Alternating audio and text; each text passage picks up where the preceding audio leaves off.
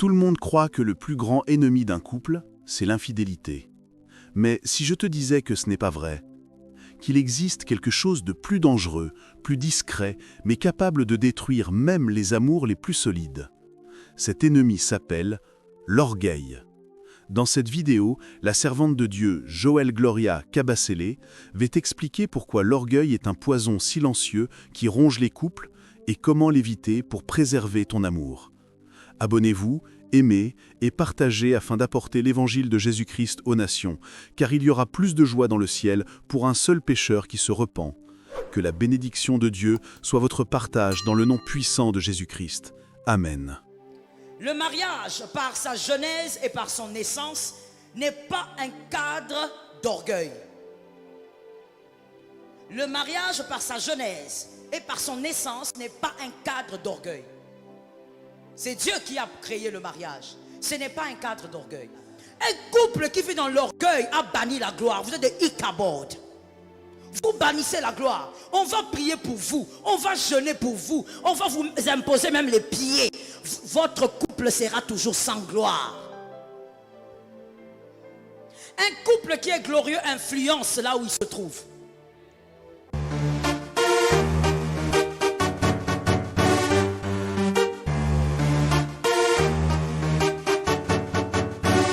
Voici l'un des éléments très dangereux qui détruit les couples, l'orgueil.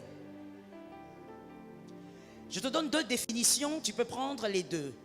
La première définition: l'orgueil est une opinion trop avantageuse qu'une personne a de sa propre valeur aux dépens de la considération due à autrui.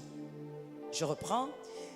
L'orgueil est d'abord une opinion trop avantageuse qu'une personne a de sa propre valeur aux dépens de la considération due à autrui. C'est la première définition.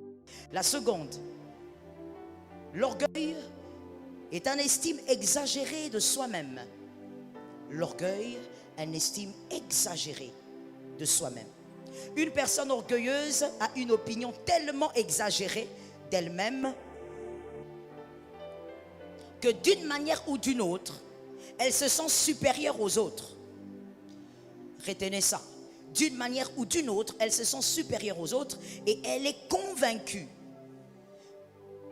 que sa supériorité, qui est en réalité illusionnaire, parce qu'on ne peut pas être supérieur à tous, mais elle est convaincue que cette supériorité est bien fondée.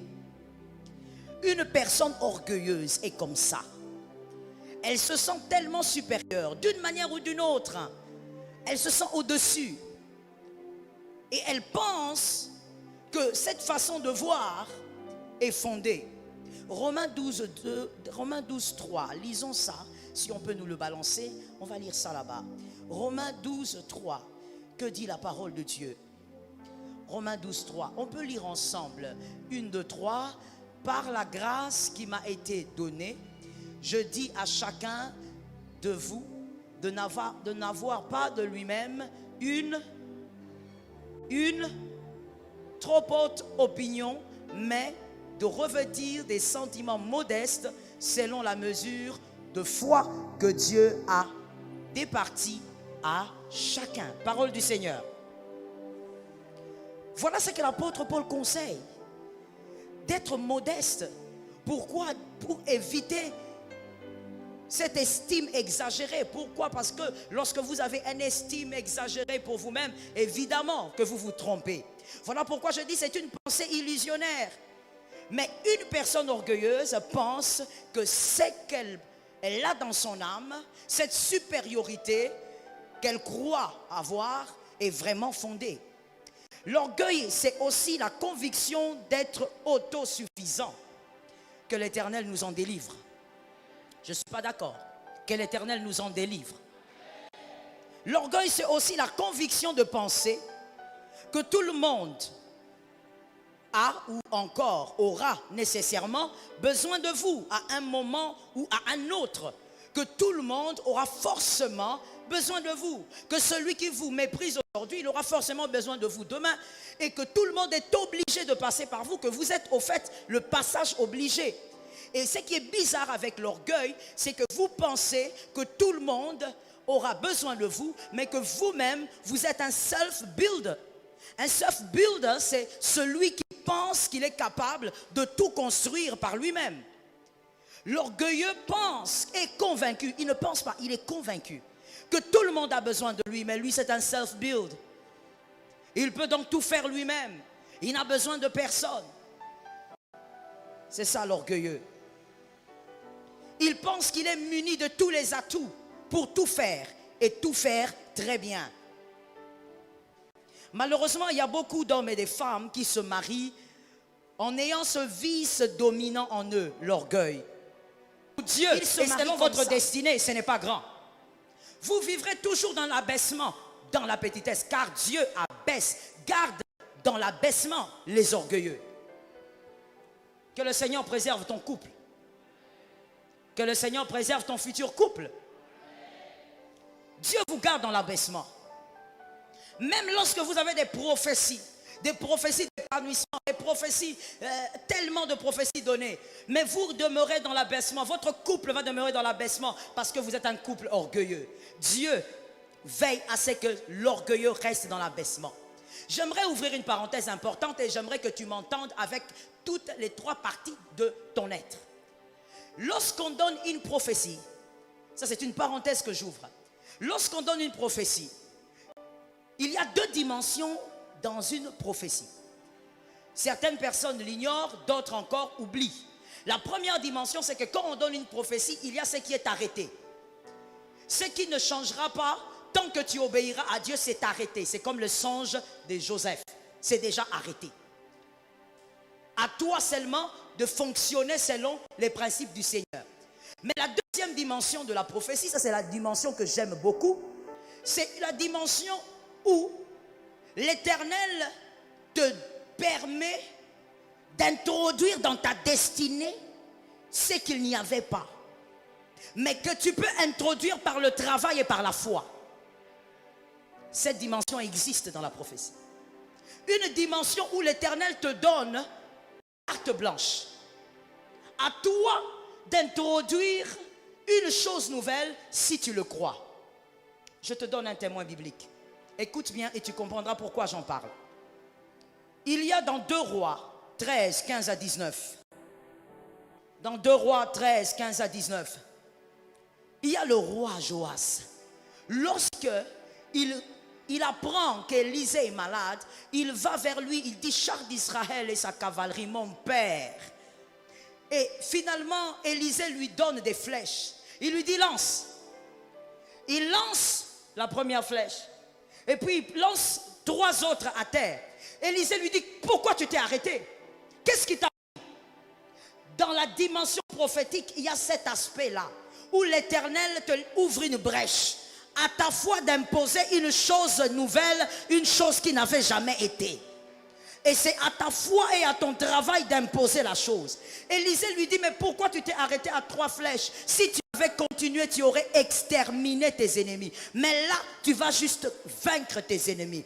Écoute mon frère, même quand le Seigneur accorde à un couple orgueilleux les 2 dimensions de la prophétie, ce couple ne peut pas vivre l'accomplissement à cause de l'orgueil. Dieu garde dans l'abaissement les orgueilleux. Dis à ton frère que cela ne soit pas ton cas. Tu n'as pas à avoir peur de lui. Dis-lui que cela ne soit pas ton cas. Même lorsque, et ça des fois, moi et toi mon frère, nous oublions. On dit: je suis un homme de promesses. Ça ne suffit pas. Et d'ailleurs, moi je vais un peu exagérer pour dire: être un homme de promesses ne veut encore rien dire. Ça ne veut rien dire. Il y a des hommes de promesses qui ont fini entre les cuisses de Dalila. Être un homme de promesses ne veut encore rien dire. Tu penses que Géasi à côté d'Élisée n'était pas un homme de promesses? Il était un homme de promesses. Mais quelque chose l'a rattrapé. Parce que dans la prophétie, il y a les 2 dimensions. Mais quand on est orgueilleux, les 2 dimensions ne peuvent pas vous atteindre. Vous croirez que vous attendez l'accomplissement. Or, le Seigneur vous a maintenu dans l'abaissement à cause de l'orgueil. Soyez délivrés de l'orgueil. Je disais: soyez délivrés de l'orgueil. Les couples orgueilleux. Le deuxième danger qui vous guette en tant que couple d'abord.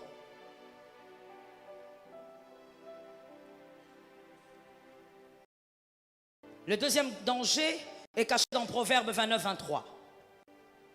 Proverbe 29, 23. L'orgueil d'un homme la baisse, mais celui qui est humble d'esprit obtient la gloire. Que l'Éternel te fasse grâce. Je reprends la parole. L'orgueil d'un homme la baisse, mais celui qui est humble d'esprit obtient la gloire. Que l'Éternel accorde à ton couple la gloire. Ça tombe sur ta vie. Que l'Éternel accorde à ton futur couple la gloire. Mais que l'Éternel accorde aussi au couple de tes enfants la gloire. J'ai l'impression que tu ne sais pas ce que c'est la gloire. Il faut peut-être que tu regardes la définition. Quand on dit gloire, mon frère, c'est gloire. Gloire, c'est à la manière de Dieu.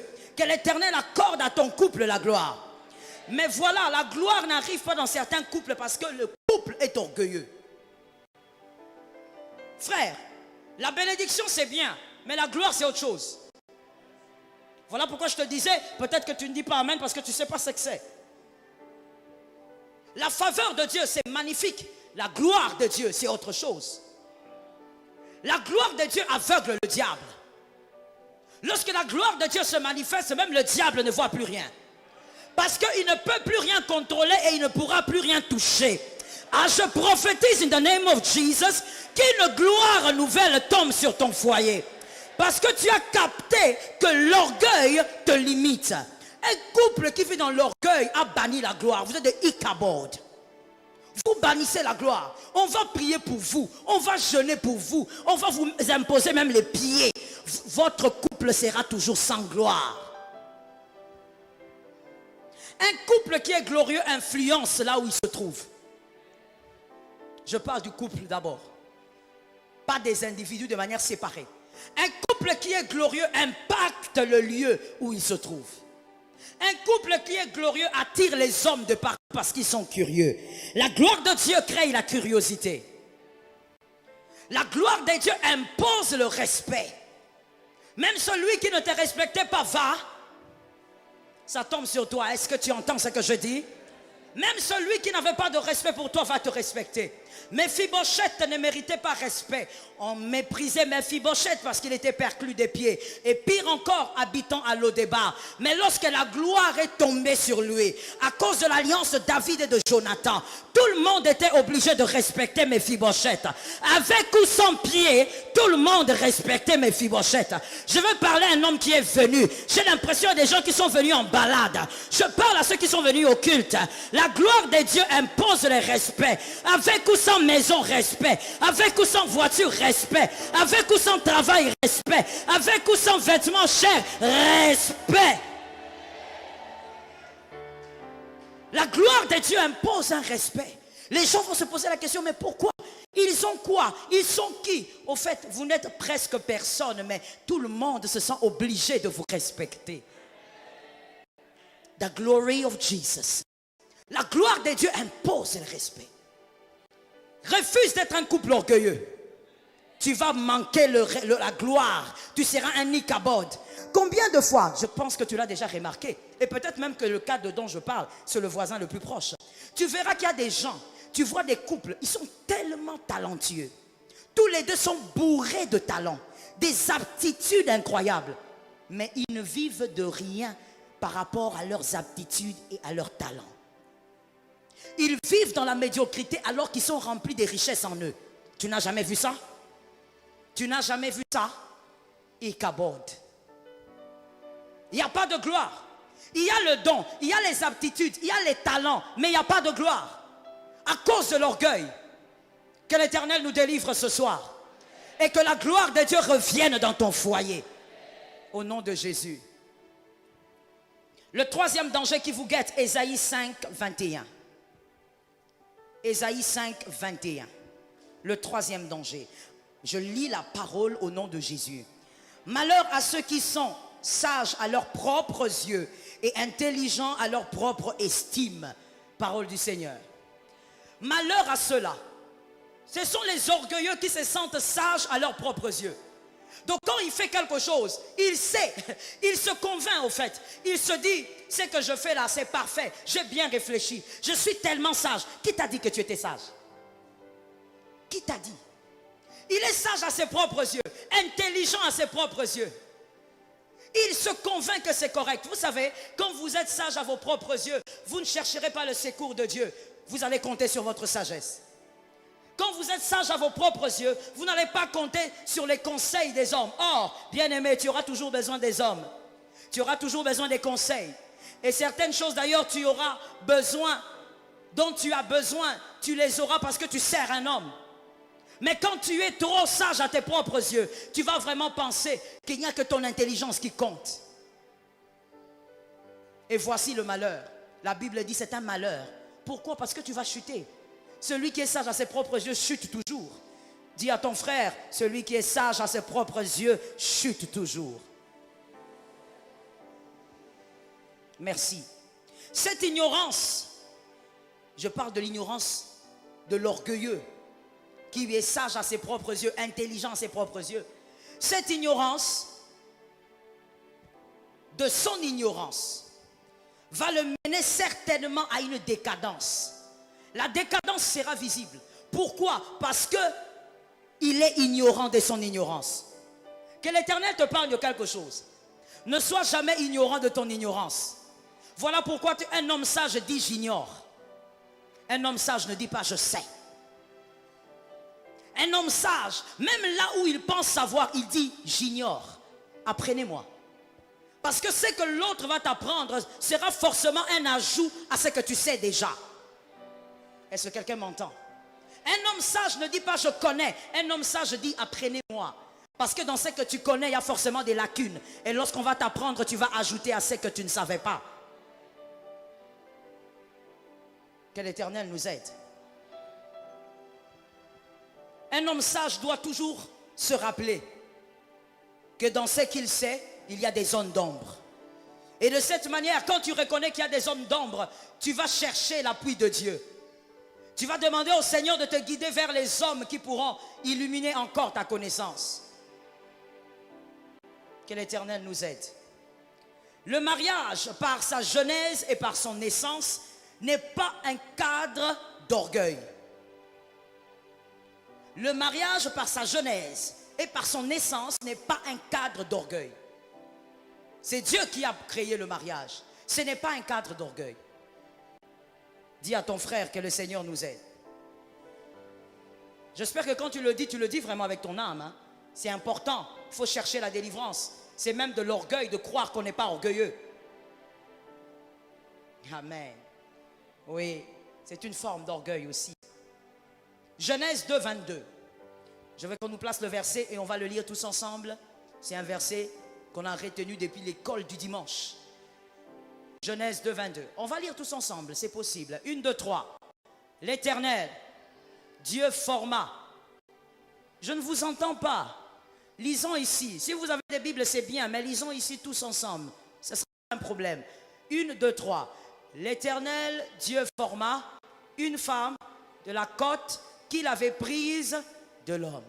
Et il l'amena vers parole du Seigneur. Voici la conception de Dieu sur le mariage. Ce n'est pas un cadre d'orgueil. Quand tu amènes l'orgueil, tu es en train de détruire certaines choses. Parce que Dieu ne l'a pas conçu comme ça. Avançons. Par rapport à ce verset, Genèse 2, 22, voici les mystères que nous avons pu relever. Premièrement, et tu vas constater qu'à cause de cela, le mariage ne peut pas être un cadre d'orgueil. Premier mystère. Si tu veux avoir la vie que tu souhaites, c'est-à-dire le bonheur, tu dois d'abord donner une partie de ta vie. On ne reçoit pas le bonheur sans avoir donné une portion de sa propre vie. Est-ce que quelqu'un me capte? On ne reçoit pas le bonheur quand on ne donne pas une portion de sa propre vie. Adam voulait le bonheur, il était obligé de donner sa cote. Est-ce qu'on se comprend? Est-ce qu'on se comprend? Dis à ton frère que l'Éternel nous aide. Ève voulait aussi vivre le bonheur. Ève s'est donnée totalement à son mari. On ne peut pas donc vivre le bonheur qu'on recherche sans donner une portion de sa vie. Voici comment le Seigneur comprend le mariage, comment il a conçu le mariage. Ce n'est pas un lieu d'égoïsme ni d'orgueil. Tu veux le bonheur, Adam, donne une partie de ta vie. Ève, tu veux le bonheur, tu donnes ta vie. Ce n'est pas un lieu d'orgueil ni d'égoïsme. Deuxième mystère. Tu ne peux pas avoir le bonheur dans le mariage si Adam, tu n'acceptes pas de dormir à un certain moment. Adam doit accepter de dormir à un certain moment s'il veut le bonheur. Adam, évidemment, ici, il s'agit de l'homme. Tu dois dormir à un moment. Le Seigneur n'a pas fait dormir Adam pour rien. N'est-ce pas qu'aujourd'hui, nous pouvons dire, le Seigneur m'a fait une opération sans cicatrice. Le Seigneur m'a guéri alors qu'on ne m'a pas opéré. Est-ce que le Seigneur avait besoin d'endormir Adam? Pour prendre la côte, est-ce qu'il avait besoin qu'Adam dorme? C'était une question. Est-ce qu'il avait besoin de ça? Est-ce qu'aujourd'hui, il ne te guérit pas sans qu'on t'ouvre le ventre? Est-ce qu'il ne te guérit pas sans qu'on t'ouvre le torse?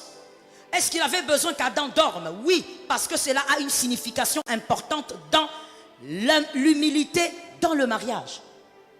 Tu ne peux pas chercher le bonheur dans le mariage si, monsieur Adam, tu ne dors pas pendant un temps. C'est-à-dire quoi? C'est-à-dire te présenter devant ta femme avec toutes tes faiblesses. Présenter à ta femme toutes tes faiblesses. Un cadre d'humilité. Ce n'est pas un cadre où le mari doit montrer qu'il est Rambo. Tu n'es pas Rambo.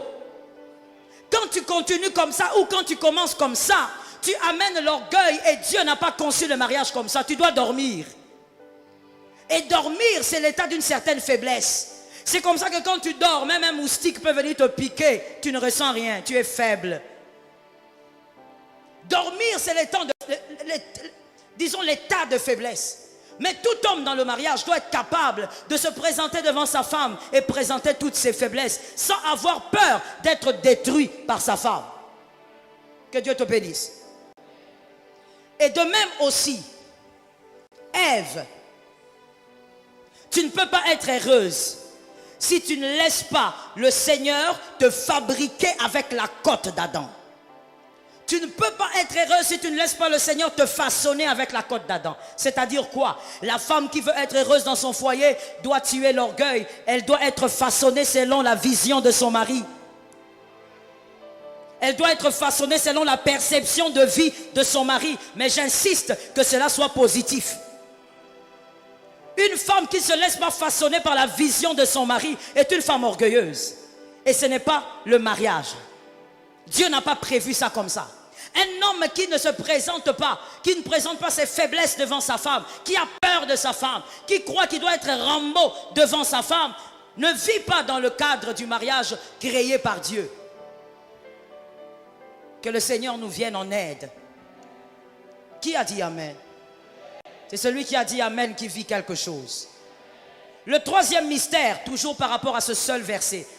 Donnez-moi le verset dont on a parlé, Genèse 2, 22, il faut laisser ça là.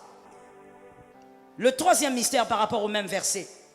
Il n'y a pas de bonheur dans un foyer si l'homme n'apprend pas à attendre patiemment que Dieu prenne le temps de façonner sa femme.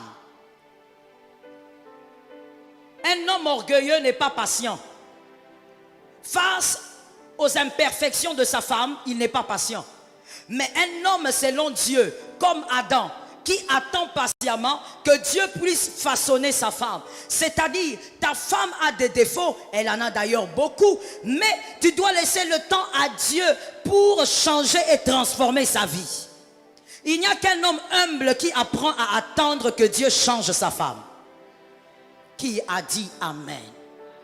Il n'y a qu'un homme humble qui comprend que le changement doit prendre du temps et il faut attendre pour être heureux. Adam a attendu.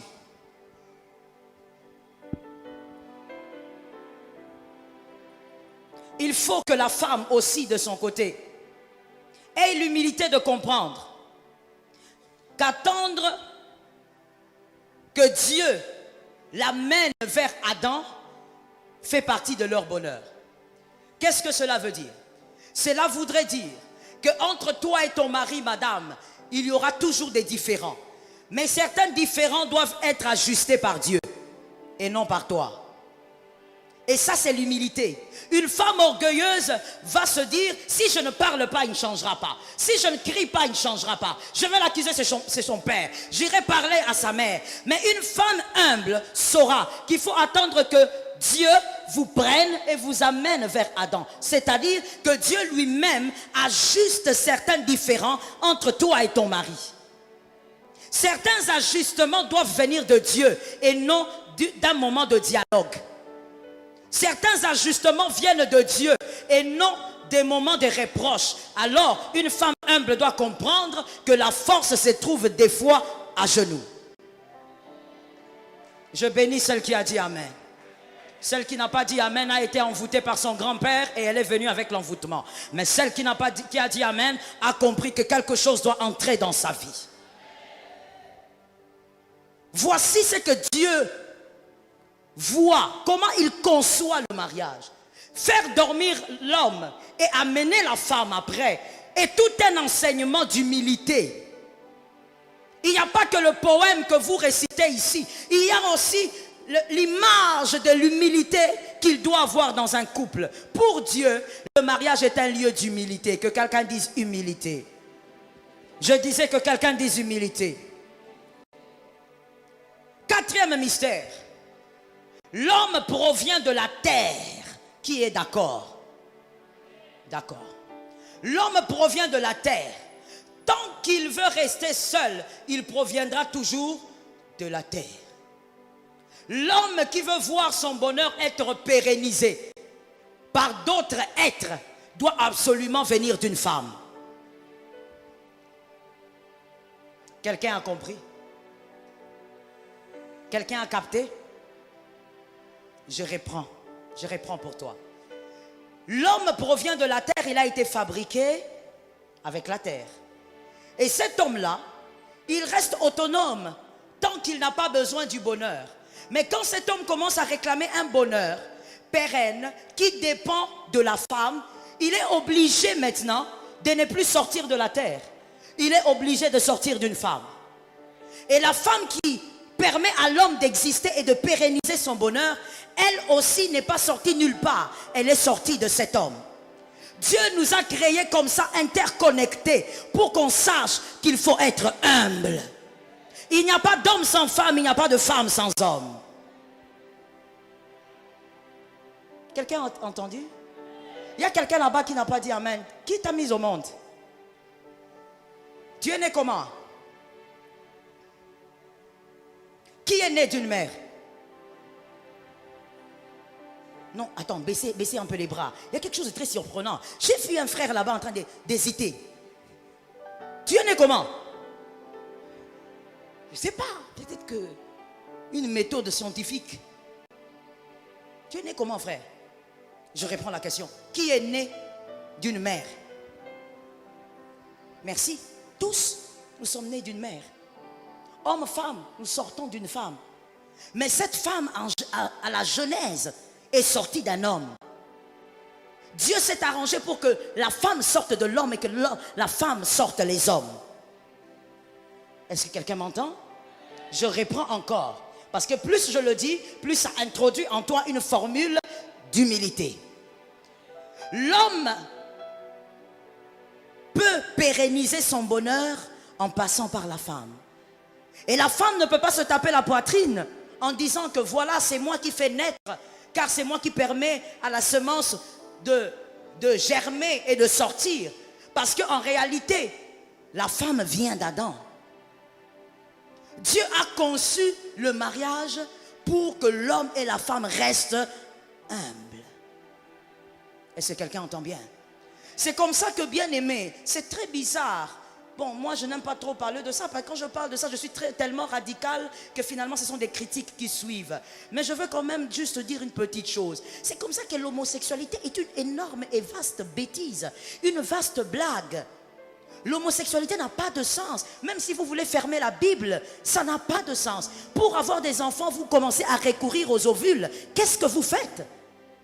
Vous commencez à adopter des enfants qui ont été fabriqués par un homme et par une femme. Fabriquez vous-même les enfants. Pourquoi je ne t'entends pas? Tu es homosexuel. Même si tu es homosexuel, que l'Éternel te délivre ce soir. Je disais que l'Éternel te délivre ce soir. Non, je n'ai pas entendu. Je dis que l'Éternel te délivre ce soir. Vous êtes homosexuel. Toi, tu aimes toucher la barbe d'un homme. Quand tu touches la barbe d'un homme et que toi-même tu es un homme, tu te sens bien. Tu te sens tellement bien. Tu es tellement excité parce que tu touches la barbe. Dégoûtant. Tellement dégoûtant. Tu touches quelqu'un qui n'a pas de seins, mais tu te sens excité.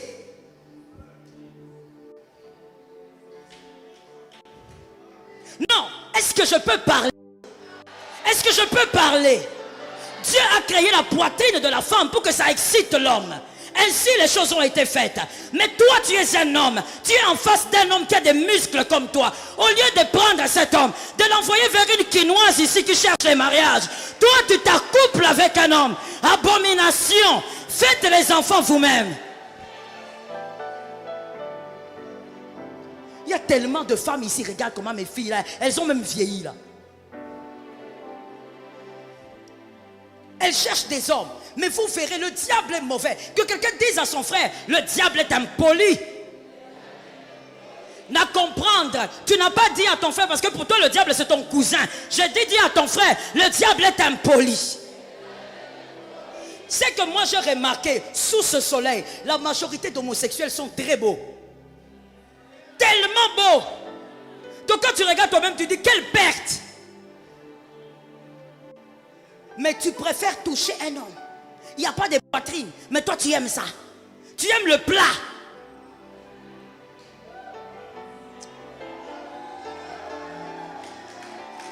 Comment? Donc toi tu aimes ce qui est plat. Dieu lui-même il a pris Ève. Il a fabriqué. Il a dit non, non, non. Adam, Dieu a regardé Adam. Lui qui dort là, il est tout plat. Non, elle ne sera pas plate. Elle, je mets un peu des oranges, tu gonfles. Parce que c'est important pour l'homme. Mais toi tu aimes le plat. Tu aimes le plat. Et après le plat là tu dis oui, oui c'était bien. Qu'est-ce qui était bien? Dégoûtant, dégoûtant. Et vous voulez nous dire il faut être tolérant. On ne tolère pas le diable. Dans ma maison il ne faut pas tolérer le diable. Dans ta vie tu ne tolères pas le diable. Dans ta famille ne tolère pas le diable. Le diable ne se tolère pas.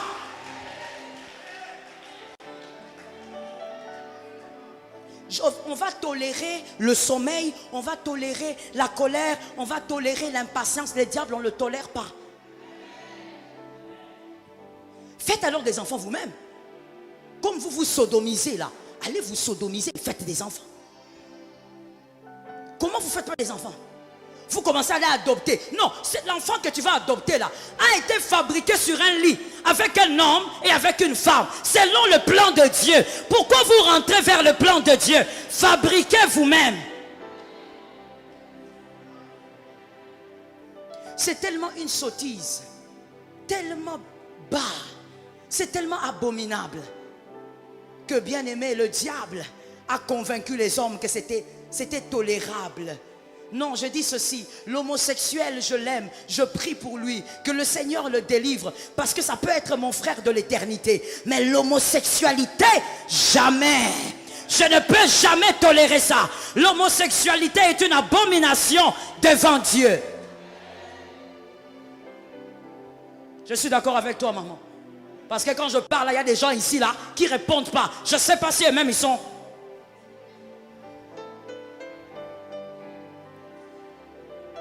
L'homme doit dépendre de la femme et la femme dépend de l'homme. Ainsi ont été faites les choses. Le Seigneur veut nous rappeler toujours l'humilité. Sois humble. Aujourd'hui, tu es un homme, tu es marié, tu fais un enfant. Tu dois confier ta semence à quelqu'un. Et cette personne va se balader avec cette semence. Elle va croître en elle. Et c'est elle qui va commencer à veiller. C'est elle qui devient la gardienne. Tu dois absolument dépendre de la femme. Et la femme dépend de l'homme. Il n'y a pas d'existence sans cela. Que Jésus nous aide.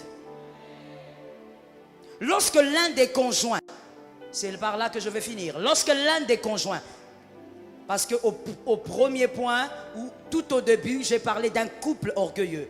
Mais là, maintenant, je parle de l'un des conjoints qui est orgueilleux. Lorsque l'un des conjoints est orgueilleux, voici ce qui arrive. Avant cela, permets-moi de faire ceci avec toi. Lève ta main droite et dis, Seigneur, délivre-moi de l'orgueil. Merci, au nom de Jésus. Lorsque l'un des conjoints est orgueilleux, premièrement, il va freiner la croissance du couple. Le couple ne va plus croître. Je t'ai déjà enseigné ici que le couple doit croître. Dieu a une mission pour chaque couple. Dieu a une mission aussi avec chaque couple.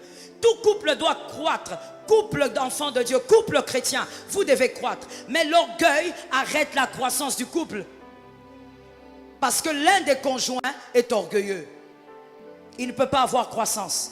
Deuxièmement, il y a risque que le conjoint orgueilleux détruise les valeurs de celui qui est humble.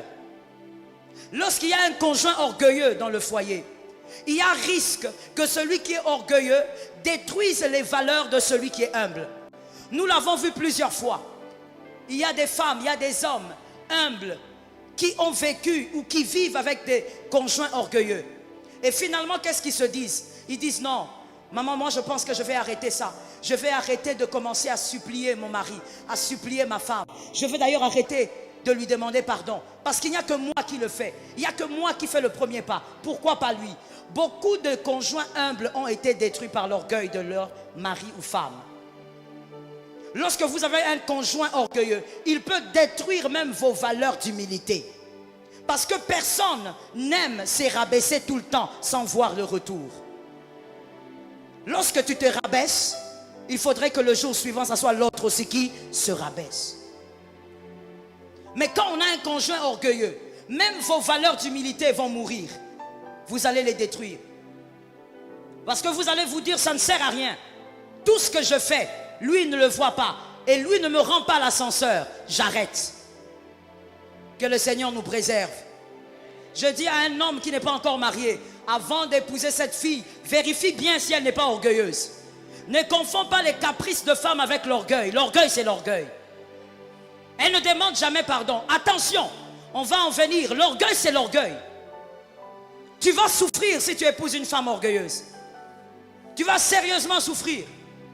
Tu vas faire intervenir les familles. Est-ce que je peux dire quelque chose? Je peux? Ouais, je suis bien encouragé là. Moi, j'aime quand je suis encouragé. Je dis ceci. Il faut me dire ça parce qu'il y a un autre là qui ne me regarde pas bien. C'est comme s'il est venu envoûter le culte. Je dis ceci. Vous savez qu'il y a des couples qui ont commencé, évidemment, comme tout le monde, très faiblement, qui ont grandi ensemble et qui ont fait des années sans jamais appeler les membres de la famille. Quand il y a des conflits, je parle des conflits. Jamais. Vous savez, pourquoi vous me regardez comme ça? Vous n'avez jamais vu ça? Hein? Que ça entre dans ta vie au nom de Jésus. Qui ont fait des années sans jamais appeler. Papa vient, oncle vient, petit frère de papa, venez, maman, viens trancher ici. Non, jamais.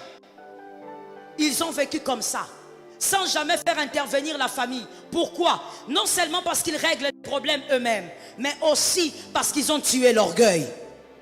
C'est des fois l'orgueil qui pousse à un homme de dire, maman, venez prendre votre fille ici, venez la rééduquer. C'est quoi ça d'abord? C'est d'abord un manque de politesse pour la belle-mère. Comment tu peux dire qu'une grande fille comme ça, grosse comme ta femme, qu'on puisse la rééduquer?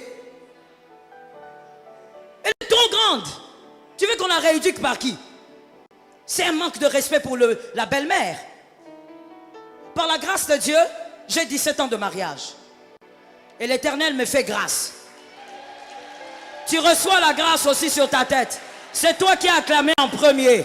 Il y a d'autres qui sont jaloux carrément. Jamais moi et mon mari, on a appelé un membre de famille pour traiter un problème.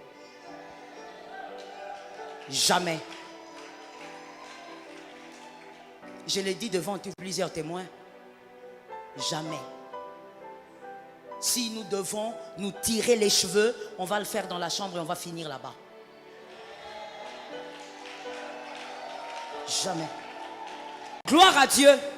Dieu a permis que ma mère parte très vite. Bon, très vite, c'est-à-dire avant que je ne me marie. Mais mon père est là, par la grâce de Dieu.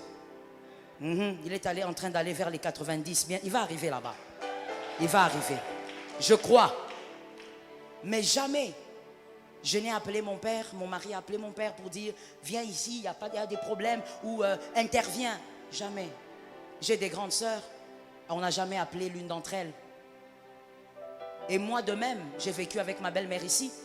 Pour vous qui étiez là, jamais c'est arrivé. Jamais. Pourquoi?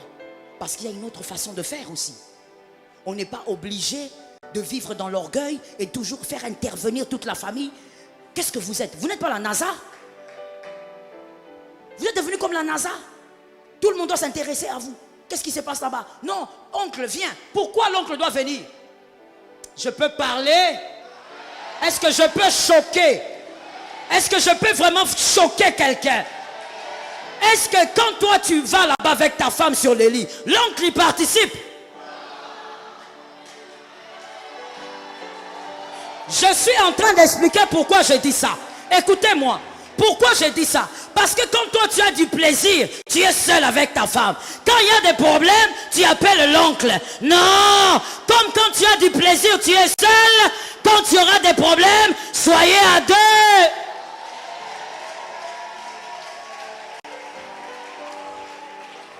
Hein? C'est comme qui dirait, je vais essayer de le dire en lingala, si c'est pas bien dit, il faut corriger.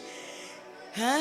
C'est comme qui dirait, ozolia biloko ya sukali yomoko. Soki ekomi ya bololo, obengi batu. Tu es sorcier. Je dis tu es sorcier. Vous les hommes qui appelez la famille, vous les femmes qui appelez la famille, vous êtes des sorciers. Il fallait que tu tombes sur une mère comme moi. J'allais vraiment te répondre. Quand tu es là-bas dans la sucrerie là-bas, est-ce que tu es avec moi? Un peu de respect pour la famille. La famille est la cellule qui a permis que tu aies cet homme, que tu aies cette femme. Un peu de respect pour ces gens-là. Ce ne sont pas des gens qu'il faut balloter comme ça. Moi, problème, Yamouké, maman Lekie, viens ici. Quoi? Si tu n'étais pas prête pour le mariage, il fallait rester chez toi. Si tu n'étais pas prêt pour le mariage, il fallait rester chez toi. Avoir une femme est une responsabilité. Avoir un mari est une charge.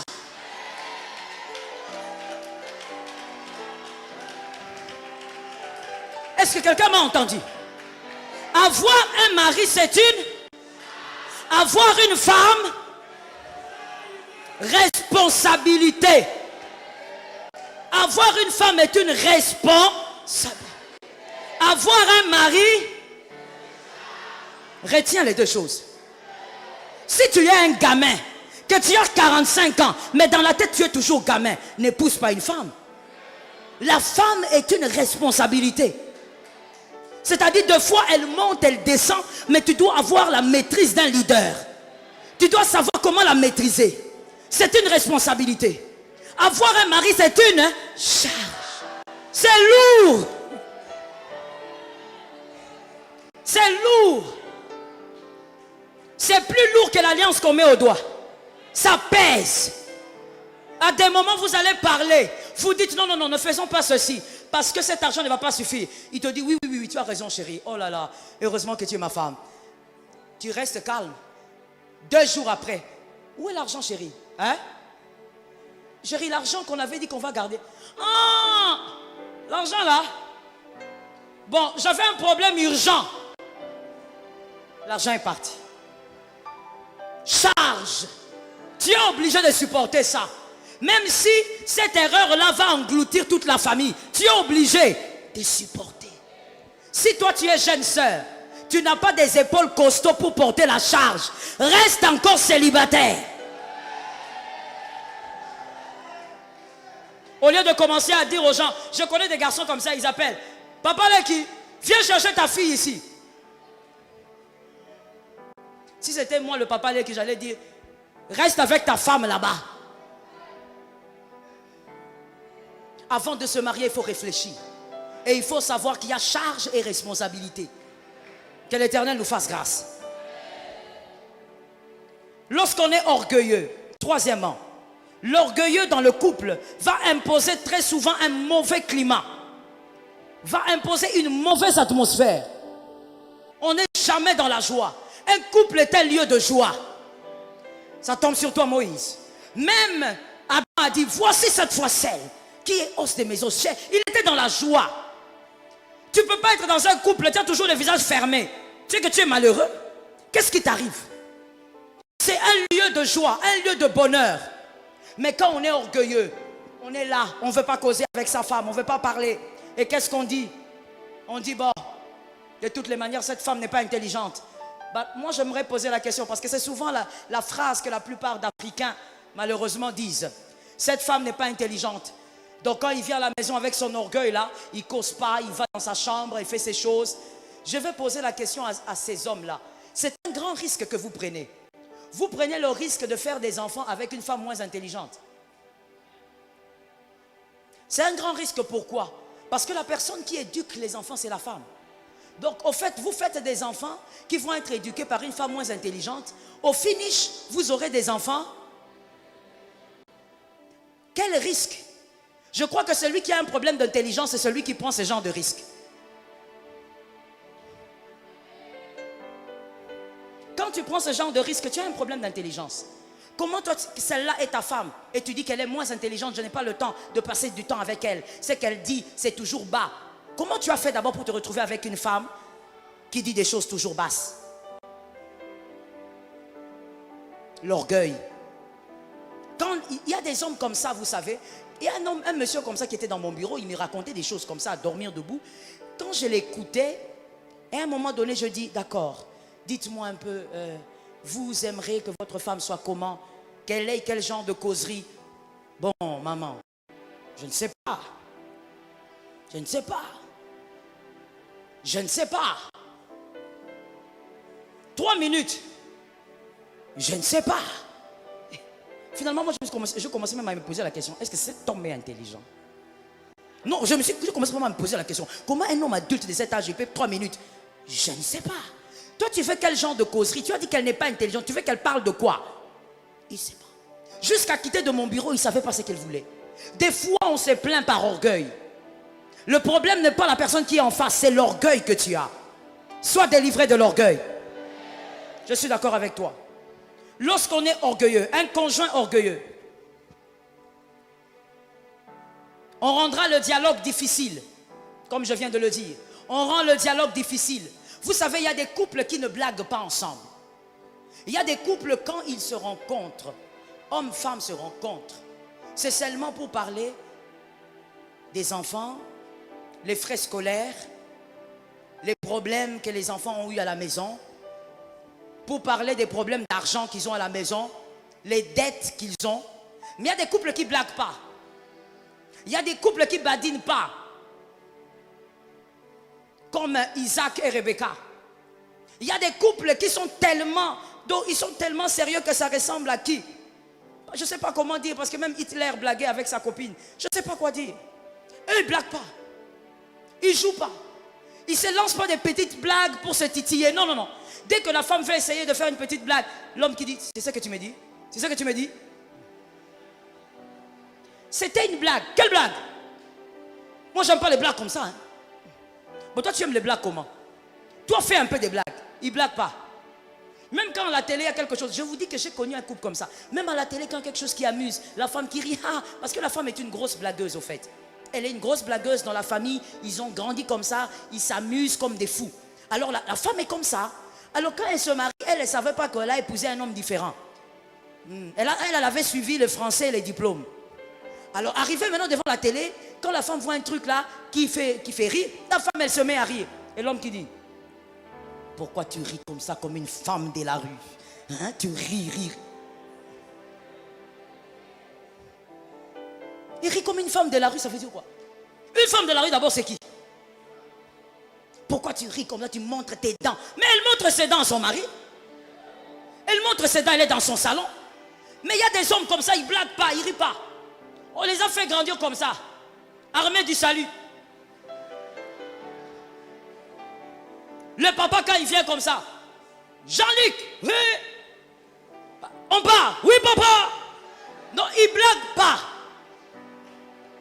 Il blague même pas avec ses frères, ses soeurs, il blague pas. Eux, ils ont grandi dans l'atmosphère Sarajevo. Ils blaguent pas. Ils sont là comme ça. Donc la femme se sent crispée. Des fois la femme qui me dit, maman, je ne sais pas comment faire. Moi je me sens crispée, je me sens étouffée. J'ai envie de lui dire, maman, il fallait bien choisir. Mais elle est déjà mariée. Il y a des hommes comme ça, il est tellement orgueilleux. J'insiste sur les hommes, je sais de quoi je parle. Il est tellement orgueilleux que lui, il ne peut pas blaguer avec sa femme. Il a l'impression que sa femme, c'est la petite sœur de sa petite sœur. Voilà pourquoi personnellement, je peux parler? Personnellement, moi, je n'aime pas les femmes qui appellent leur mari Yaya.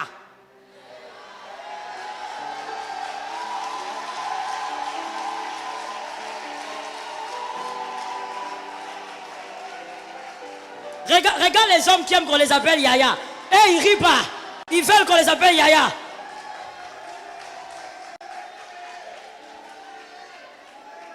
Tu viens là. Non, moi je ne comprends pas ça. Et d'ailleurs, je passe directement les messages à mes fils qui sont là. Moi, je ne comprends pas quand votre femme, elle me parle de vous, ou bien le mari me parle de sa femme. Ce sont mes fils spirituels, mais il me dit, madame a dit. Ça veut dire quoi?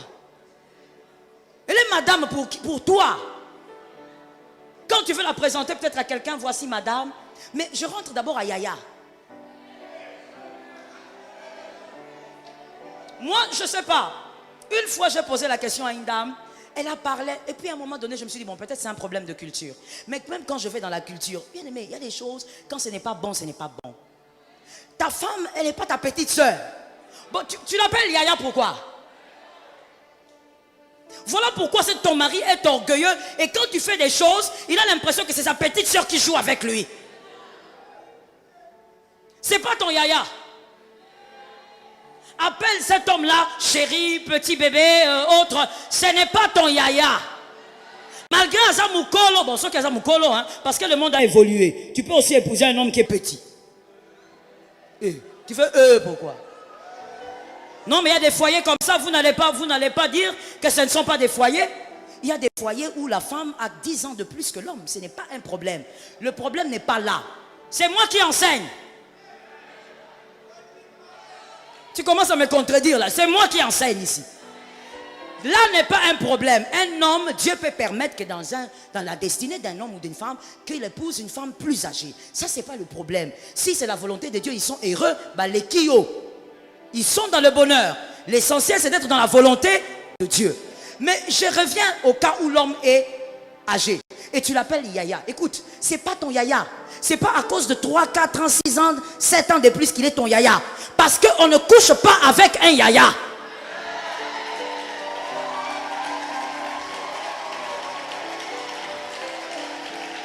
Tu me regardes comme ça, pourquoi? C'est vrai ou c'est faux? Si tu commences à attraper les Yaya, c'est l'inceste.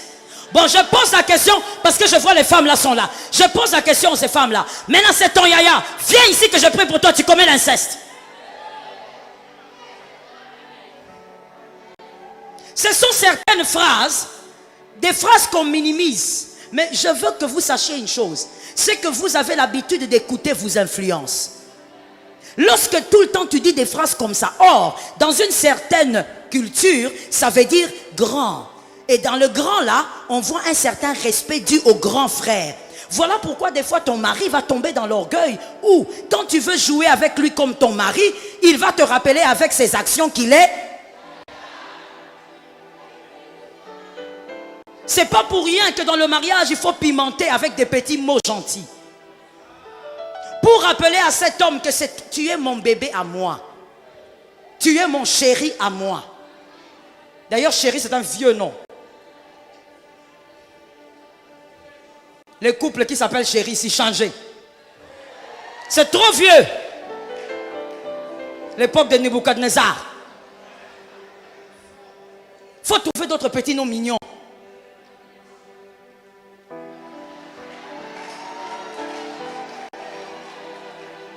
Ça, c'est pas moi qui ai dit, c'est elle. Je disais donc, il faut éviter ça. Des fois, il y a des choses qu'on répète de manière désintéressée, mais qui tuent l'harmonie et la joie, le bonheur d'un couple. À des moments où on peut dialoguer, à des moments où il faut blaguer, à des moments où il faut jouer, il faut même rouler à terre avec ta femme. Tu ne peux pas le faire, tu es trop yaya. Tu es tellement yaya que... Et puis tu dis même à ta femme, je sais que quand je parle à des gens ici, je sens dans mon esprit qu'ils sont là. Tu dis même à ta femme, ah, laisse les choses comme ça comme des petits enfants.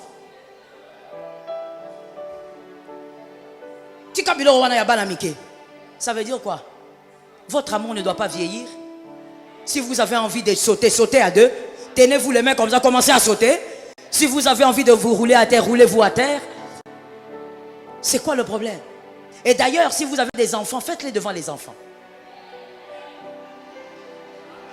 Vous aurez des enfants qui vont grandir sans blessure. Aujourd'hui, nos bureaux sont remplis de jeunes gens, plus que même des parents, plus que des mères et des pères. Nos bureaux sont remplis de jeunes hommes que vous voyez ici, remplis de blessures. Mais d'où viennent ces blessures?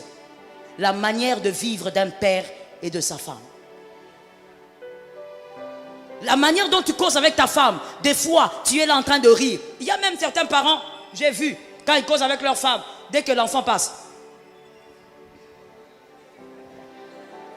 Donc directement, l'homme, il ferme le visage, il renfonce le visage, comme si il faut, la bonne éducation, c'est de montrer à l'enfant que nous ne rions pas. C'est pas ça la bonne éducation. L'enfant doit grandir dans la bonne humeur. Regardez les gens qui ont du mal même à sourire à l'église. La majorité, ce sont des gens qui ont grandi de manière très compliquée, de manière très bizarre.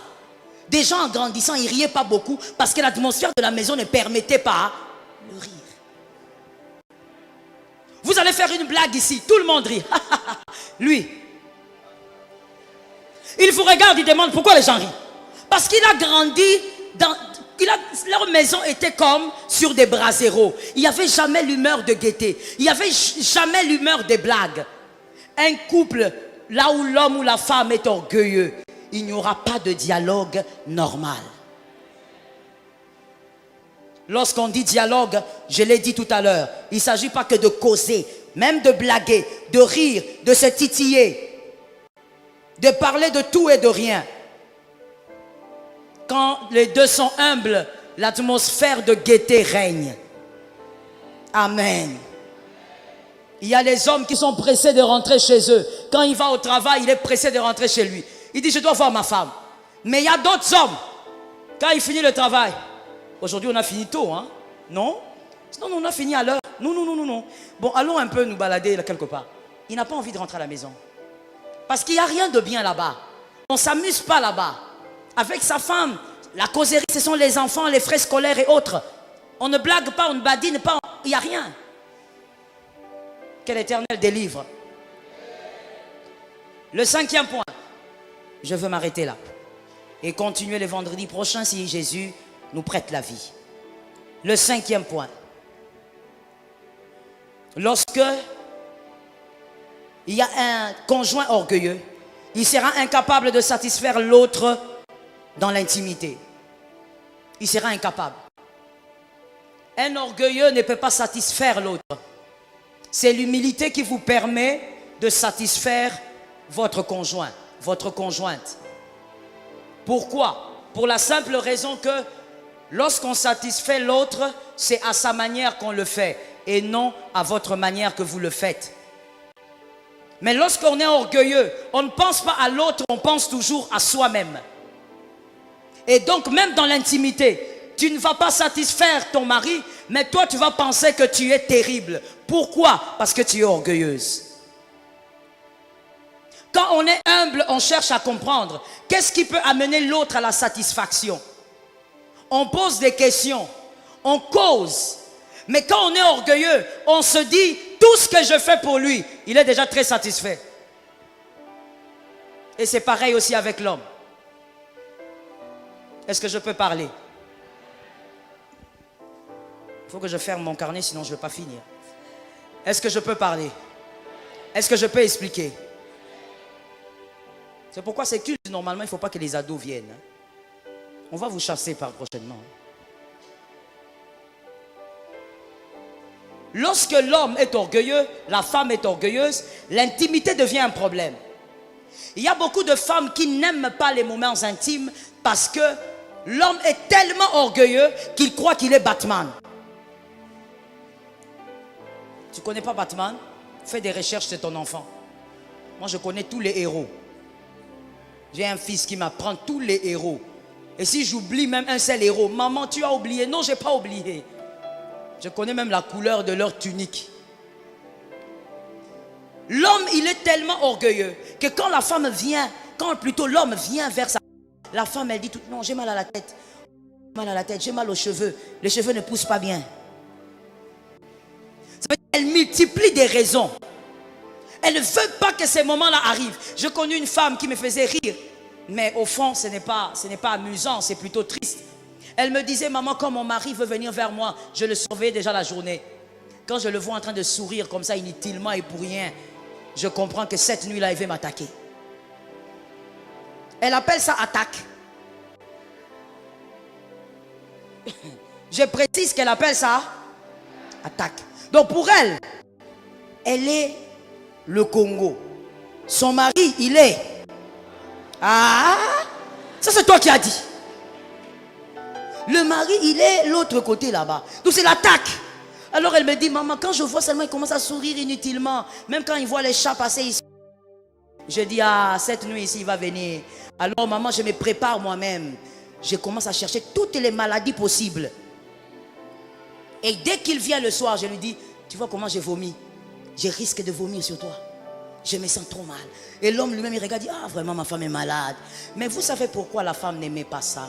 Parce que la femme n'avait jamais sa part. Mais pourquoi la femme n'avait jamais sa part? Parce que l'homme croyait qu'il était Batman. C'est-à-dire que lui, il était top. De lui-même, il se disait qu'il était donc un don Juan, qu'il était vraiment au sommet. Lui-même, quand il finit d'être avec sa femme, il regarde sa femme et dit, tu as senti, hein? Sa femme regarde et dit, oh Seigneur, dans le cœur, vous savez, on a éduqué l'Africaine, hein, la femme africaine, de ne pas se prononcer face à des choses comme ça. Donc la femme peut être en train de souffrir. Elle n'est jamais satisfaite, mais elle ne dit jamais à son mari. Jamais. Elle est toujours là, oui chérie, c'était bien.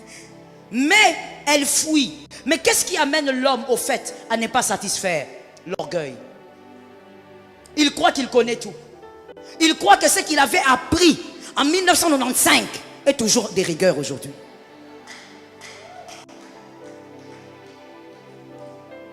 Voilà. L'orgueil.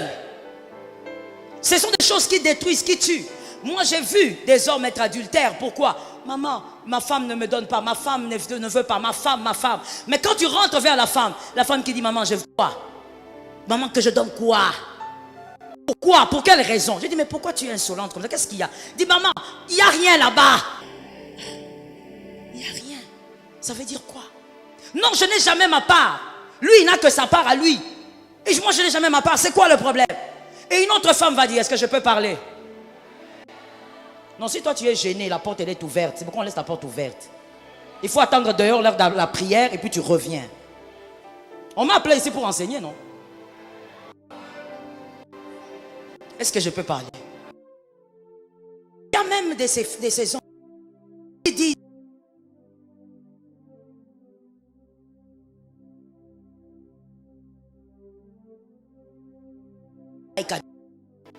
c'est ancestral. C'est archaïque. C'est ça l'orgueil. Quand on est orgueilleux, hein, on va seulement croire que parce qu'on est un homme, c'est qu'on peut, on peut tout faire. Et je crois que tu es déjà enseigné ici. Ta femme n'est pas ton... Il faut faire la part. Une femme qui souffrait beaucoup, elle me dit, maman, moi j'en peux plus. Mon mari, vraiment, je dois trouver un moyen pour qu'il ne m'approche pas. Moi je dis, mais c'est quel mariage? Elle me dit, maman, mon mari, quand il vient, d'abord il vient comme un lion. Il est d'abord brutal. Et quand il arrive, il commence à me lécher comme un petit chien. Partout, même les cheveux. À chez gel naturel. Lui maintenant, hein,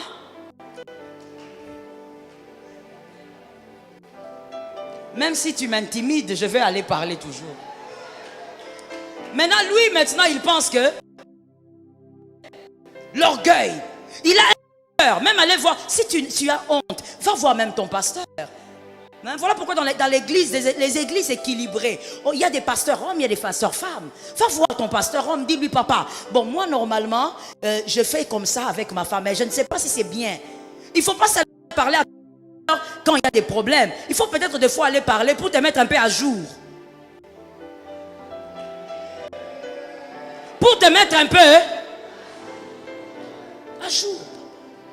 Et là, on évolue à côté. Même science, et ça, les mais il y a un système en archaïque, antique, à cause de l'orgueil.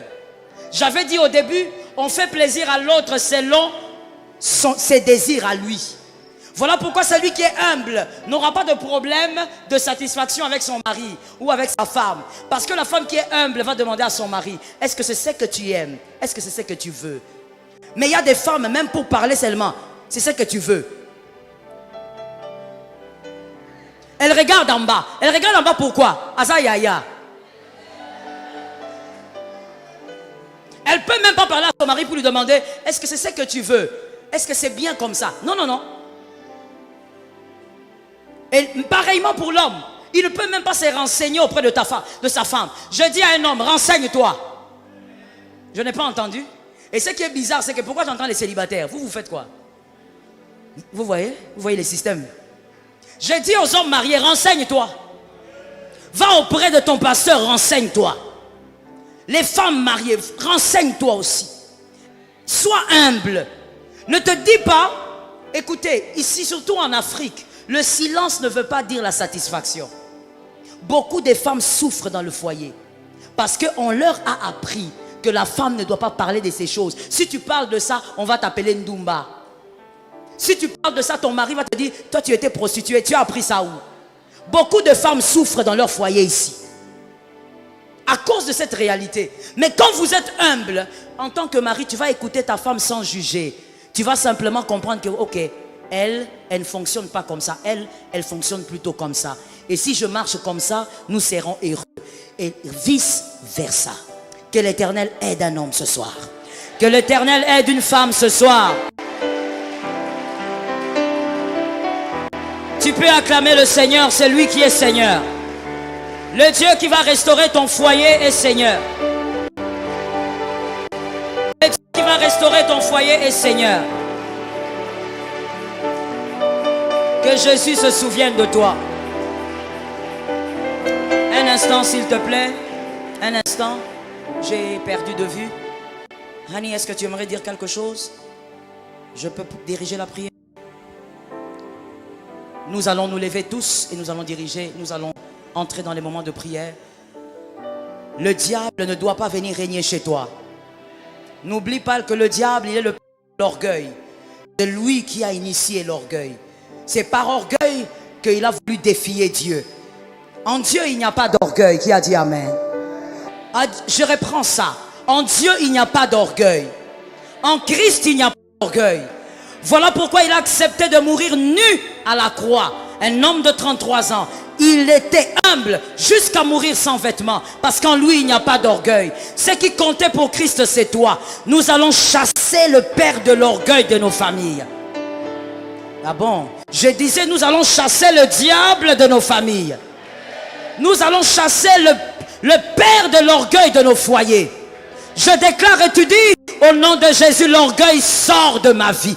Par l'autorité de Dieu. Par la puissance de Dieu. Par la force de Dieu. Par l'onction de Dieu. Par l'autorité du Saint-Esprit. Commence à déclarer au nom de Jésus. L'orgueil ne doit pas faire partie de ta vie. C'est Jésus qui soutient. C'est Jésus qui rend les choses possibles. Que le Saint-Esprit t'aide à être délivré de l'orgueil. Libéré de l'orgueil. Au nom de Jésus. Au nom de Jésus. Délivré de l'orgueil. Si ton orgueil provient de la famille paternelle ou maternelle, déclare que tu dois être libéré de l'orgueil. L'orgueil amène à la chute. L'orgueil amène à l'humiliation. L'orgueil amène à l'abaissement. L'orgueil ôte la gloire de Dieu. Seigneur, délivre. Jésus délivre. Jésus délivre. Dieu de grâce délivre. L'agneau de Dieu vient à notre secours et délivre. Le rocher des âges délivre. Merci Saint-Esprit. Bien-aimés, lèvons nos mains s'il vous plaît. Faisons une prière, évidemment comme les autres, une prière d'enfant de Dieu. Nous allons dire au Seigneur, Père, délivre-moi de l'orgueil. Je suis d'accord avec ceux qui ont dit Amen. Nous allons dire à Dieu, Seigneur, délivre-moi, moi de l'orgueil. Je suis orgueilleuse, je suis orgueilleux, délivre-moi. Je veux déclarer, tu vas dire, Seigneur, délivre-moi. Par la grâce de Dieu, par la puissance de Dieu, je ne t'entends pas, par l'autorité de Dieu, je viens humblement ce soir. Commence à prier, commence à le demander au Seigneur. Prie le Seigneur qu'il te délivre de l'orgueil, qu'il nous libère de l'orgueil. Au nom de Jésus, Seigneur, délivre-moi de l'orgueil. Seigneur, ôte l'orgueil en moi. Le rocher des âges, je t'appelle et t'invoque, car j'ai besoin de ta main, j'ai besoin de ton nom puissant, capable de libérer de tout mal. Il n'y a aucun mal qui peut crier plus fort, Seigneur, que ta main puissante qui délivre. Il n'y a aucun mal qui peut, Seigneur, crier plus fort que ton onction qui brise le joug. Jésus, délivre-moi. L'agneau de Dieu, je viens tel que je suis dans ta présence, te demander la grâce. Seigneur, que ta grâce me localise ce soir, que ta grâce me voie ce soir, que ta grâce agisse ce soir sur moi, Père. Je vais être libéré de l'orgueil, des attitudes d'orgueil.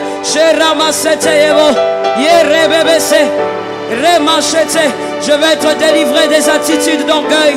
Seigneur, soutiens ma vie. Jésus, soutiens mon âme. Mon Seigneur et mon Dieu. Je vais être, Seigneur, dans l'humilité et vivre dans l'humilité. Que tu sois capable, Père, de voir en moi l'humilité transmise par toi, le rocher des âges. J'ai besoin de ta main puissante, une main qui aide, une main qui délivre, une main qui sort du mal. Robostai, Seigneur, délivre-moi de ces ténèbres. Jésus, délivre-moi de ces ténèbres. L'agneau de Dieu, qui a une différence entre moi et celui qui ne t'a pas encore choisi. Différence entre moi et celui qui ne t'a pas encore pris pour Seigneur et Sauveur, qui a une différence entre moi et celui qui est encore dans le monde. Jésus, ta grâce. Oh, j'implore la grâce de Dieu. J'implore la grâce de Dieu. J'implore la grâce de Dieu. Living Jesus, j'implore ta grâce. Living Lord, j'implore ta grâce. C'est par toi que je serai délivré. C'est par toi que j'aurai une vie nouvelle. Par toi que j'aurai, Seigneur, une vie remplie de grâce et délivrée de l'orgueil. Arracher, Seigneur, les racines d'orgueil. Délivre, Saint-Esprit. Par ta grâce, délivre. Par ta grâce, délivre. Au nom de Jésus. Lève tes mains, s'il te plaît. Que ce que je remarque, bien-aimé, ne soit pas pour toi. Quand il faut prier pour ton âme, prie autant que tu pries pour chasser les démons. Il ne faut pas avoir trop des ailes pour chasser les démons. Et quand tu pries pour ton âme, tu pries avec mollesse. Tu commences même à regarder les gens. Non, prie avec ferveur. Nous allons déclarer 3 fois. Ceux qui sont derrière, lèvent les mains s'il vous plaît. Nous allons déclarer 3 fois que toutes les racines d'orgueil soient déracinées au nom de Jésus. Et nous allons parler de nos familles. Nous déracinons ces choses de nos familles. S'il y a des choses que l'orgueil a imposées, que ce soit déraciné par ta foi ce soir. Nous allons déclarer que toute racine d'orgueil soit déracinée au nom de Jésus. On le fait 3 fois, on y va. 1, 2, 3. Je ne t'entends pas. Au nom de Jésus. Au nom puissant de Jésus. Prophétise et déracine ces choses. Déracine ces choses. Déracine ce que tu ne vois pas. Tu as le pouvoir sur le visible et l'invisible. Déracine ces choses. Ces choses qui ont été placées depuis des générations à cause de l'orgueil. Au nom de Jésus. Au nom puissant de Jésus. Je me lève contre cette force. Je me lève contre ce pouvoir qui a pris place dans ma famille, qui a pris place et qui a commencé même à pousser des racines. Je viens arracher au nom de Jésus ces choses au nom puissant de Jésus. Je viens arracher cette force qui s'est étendue dans ma famille à cause de l'orgueil. Je viens arracher par l'autorité du Saint-Esprit. Je viens arracher. Remochete. Je déclare Shalom dans le Seigneur Jésus-Christ. J'espère que vous avez aimé cette vidéo. Abonnez-vous et partagez pour porter l'évangile de Jésus-Christ aux nations, car il y aura plus de joie dans le ciel pour un seul pécheur qui se repent. Merci de faire partie de notre famille Wonderful Jésus-Christ.